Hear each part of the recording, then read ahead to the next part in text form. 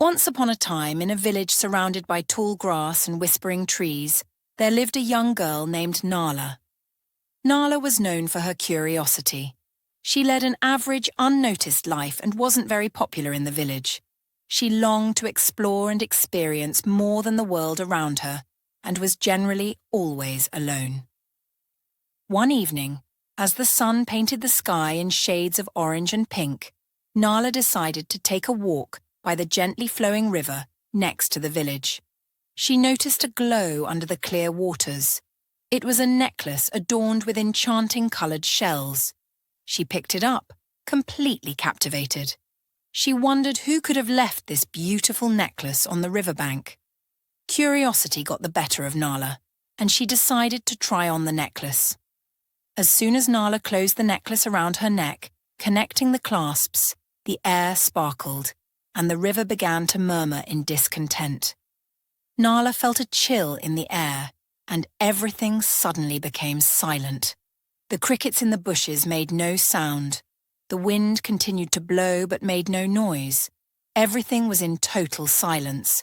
Suddenly, she heard a tiny voice coming from the water saying, "Why is this young girl wearing Malika's necklace?" She paid attention and noticed that it was a fish talking to another fish. She was incredulous, still trying to understand if the voices were really coming from the fish. "Hello, are you the one speaking to me?" she asked.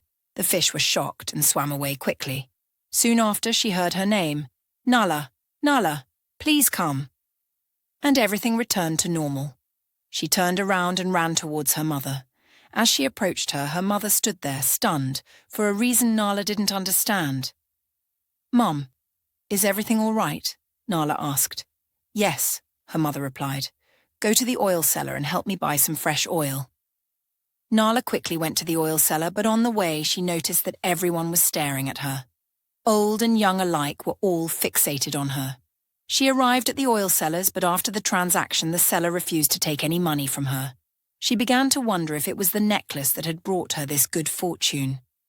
On her way back, she heard a deep male voice from afar saying, "Go and give the necklace to Malika." She looked around and saw a frog on the road. She asked in a confused voice, "Are you talking to me?" The frog replied, "Yes, this necklace does not belong to you." "Who is the owner of the necklace?" she asked. "Malika," the frog replied. She began to run away from the frog out of fear to deliver the oil to her mother and also return the necklace. Upon reaching home, found her mother and a man from the king's guard. "The village is under attack," said the man. "The marketplace is already reduced to ashes. You must flee now." Nala and her mother began to panic, but before they could react, they were surrounded by the warriors. Both fell to the ground, face down in fear, as one of the warriors asked Nala to show her face. She stood up and looked directly into the warrior's eyes, and once again, everything became silent. They all looked at her with eyes full of desire, without speaking. A wave of confidence and power surged through her, and she walked majestically towards the men. She touched the horse's face and looked straight into the warrior's eyes. "Take your men and leave," she said. As if by magic, the warriors all turned around and left, regrouping to leave the village. The king's guard, who was with Nala, shouted, "Nala has saved the village," calling the other villagers, who had already fled and were hiding. She was lifted onto the villagers' shoulders and carried through the village. Everyone danced, calling Nala a heroine. The king, captivated by her beauty and by what she had done, gave her and her mother a house filled with luxuries, like those in the palace. In the following weeks, Nala was the subject of all the village's conversations. Every gossip on every street corner spoke about her. Every time she passed through the village, she walked with an aura of beauty and seduction. She could make anyone do whatever she wanted, and every man fell in love with her. Even at the village school, everything she did seemed appealing.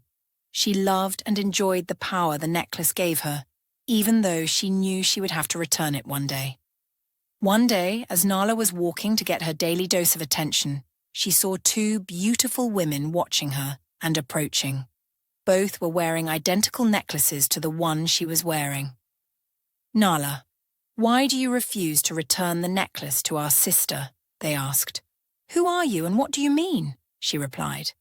"This necklace belongs to our sister Malika, daughter and sovereign of the waters, and you must return it today, or we will flood your village and all its inhabitants," they said. Overcome with fear, Nala decided to follow the women to the river. When they arrived at the river, she saw a mermaid sitting on the shore.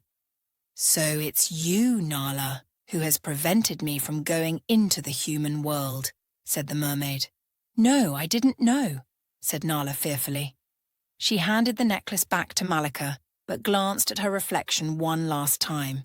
She was overcome with despair and intoxicated by the beauty, and she decided to pull the necklace back toward her. They both pulled, fighting over the necklace until the necklace shattered into pieces. Malika and the two women let out screams so loud that the waters roared, causing Nala to faint. She woke up to see solid bone bars arranged in an orderly manner.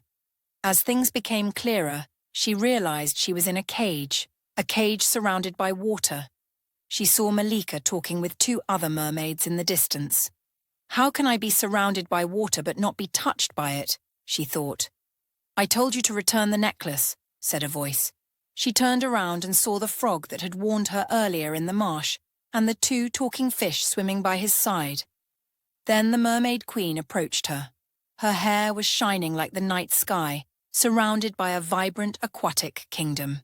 A majestic mermaid adorned with iridescent scales and a crown of coral emerged as the source of the enchanting melody. "Nala," spoke the voice of the mermaid, "I am Queen Malika, the guardian of the waters. Your presence here was destined by the depths of your greed. However, the currents of fate are vast and complex. You will remain here underwater, and with your tears, your pain, and your sorrow, I shall craft a necklace." Nala trembled with fear and panicked, imagining the stress and pain her mother would endure and the isolation she would face in her watery prison.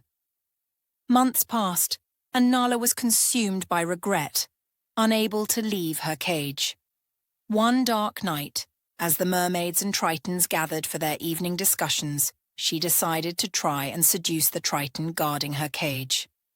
"So, is that all scales?" she said. "Excuse me?" the triton responded. "Is that all scales on your body?" Nala asked. The triton looked at her with an expressionless face, showing no hint of emotion. He then turned away, giving her no response. She continued talking for hours, but the triton gave no reply. "It's not my fault. I just couldn't stand being that average, unnoticed girl anymore," she shouted. The triton turned slowly and swam towards Nala. "Beauty comes from within, and the allure of false attraction eventually leads to a cage like yours," he said.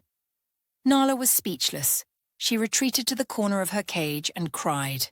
Weeks passed, and Nala remained silent. The frog and the fish came to comfort her, but she stayed mute for days. One morning, as she opened her eyes, she saw the same guard standing right above her. She jumped up. "What are you doing?" Nala asked. The triton looked at her with a stoic expression. "Follow me. I want to show you something," he said. He placed a necklace around her neck. "This will allow you to breathe underwater," he said. He picked her up gently, as if she were a child. He entered the water, and his legs transformed back into those of a fish. Soon she could breathe underwater, and she clung tightly to him. His fins moved with incredible strength, and they moved through the water with the speed of a predator. Nala stared at his face, but he remained focused on their destination. Soon they arrived at a place with vibrant yellow coral and underwater flowers. The sunlight reflected on the surface of the water, and everything seemed magical. She exclaimed with joy, "This is beautiful." She smiled widely as she swam towards the flowers and fish that swirled around her. The triton stood there watching her, with a barely visible smile. "I don't even know your name," Nala said. He paused for a minute, then looked at her. "Ninzam," he replied. Nala smiled and said, "Thank you, Ninzam." "It's Ninzam," he said, laughing. "I think we should head back now, before they find out you've disappeared." Nala was surprised that Ninzam had taken her outside on his own. It wasn't an order. He was risking punishment for her. Ninzam brought her back to the prison, and Nala, who had once been a silent prisoner, became joyful. She started talking again, and at first, Ninzam was reluctant, but eventually he began to enjoy their conversations. They talked about their different lives and dreams. Weeks turned into months, and Ninzam had taken Nala to almost every beautiful spot in the sea. This strange relationship was becoming a love story. They swam together like couples, sneaking around like teenagers, and somehow remained unnoticed. One day, Ninzam and Nala were deeply absorbed in conversation when Malika suddenly appeared. "I thought my cage was meant to make you suffer, but it seems more like your lover's hideout now," Malika said. They quickly returned to their respective places, but Malika noticed and simply walked away. "What will she do?" Nala asked. "I don't know, but I think we need to be careful now," Ninzam replied. The next evening, Ninzam swam quickly to Nala with a worried face. "We have to leave now," he said. "They plan to send you to the howling depths. Anyone who goes there never returns." He quickly picked up Nala and swam at full speed towards the shore. When they reached the riverbank, he gently placed her on the shore and touched her face softly.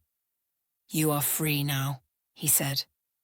Nala, without the necklace, begged him to come with her, but he said he couldn't. "I must go back and take responsibility," he said. Suddenly, a hand grabbed him from the water. He quickly pushed Nala back. 3 Triton soldiers emerged from the water and seized Ninzam. Nala screamed, "No, please don't hurt him. I beg you." In seconds, they had disappeared, leaving Nala crying on the shore. Villagers heard her and rushed to the river.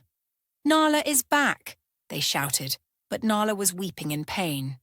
Nala found her mother and Nala explained everything, but her mother and the villagers thought she had gone mad and made it all up. Her mother decided to take Nala far away from the village to prevent her from returning to the river. Months passed, and soon Nala realized she was pregnant. Confused but intrigued, she decided to return to the river. When night fell, she escaped from the house, running miles away from the village, wandering through dark paths. Eventually she arrived at her old village. Nala went straight to the river. When she reached the shore, she called out names but got no response. "Ninzam! Malika! Ninzam!" she cried. But still there was no answer. She decided to dive into the river, wearing the necklace Ninzam had given her, which allowed her to breathe underwater. She wandered for hours along the river's surface, unable to find anyone. Nala wept in the water, shouting names. Suddenly she saw a figure approaching at great speed underwater.